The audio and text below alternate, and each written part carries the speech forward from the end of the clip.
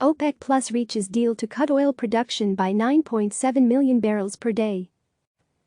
New York. In an emergency virtual meeting Sunday, OPEC Plus arrived at a deal to slash oil production by 9.7 million barrels a day starting May 1, a senior OPEC source told CNN. The cuts will remain in place through June, the source said.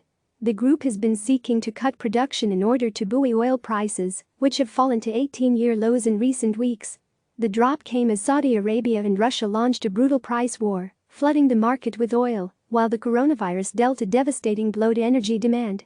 OPEC Plus tried to reach a tentative deal at a meeting Thursday for a cut of 10 million barrels a day, but member country Mexico would not agree to that deal. Mexican President Andrés Manuel López Obrador said Friday his country would cut its output by 100,000 barrels per day, and the United States would make up the rest of its contribution to the production cut. The United States is not an OPEC Plus member. According to López Obrador, Trump offered during the phone call to cut U.S. production by 250,000 barrels per day to compensate for Mexico.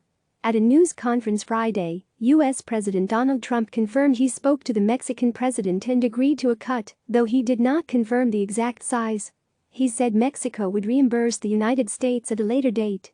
"It's a small amount for us, a large amount for Mexico," he said.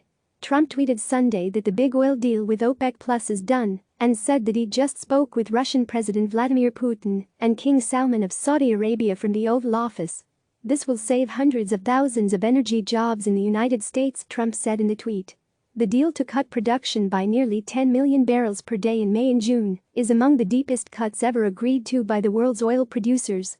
But even that decline in output amounts to only about 10% of the world's normal supply of oil, far below the estimates for how much demand for oil has collapsed amid the coronavirus pandemic. CNN's Chris Liakos, John Devterios and Chris Isidore contributed to this report. Click subscribe to receive the latest news.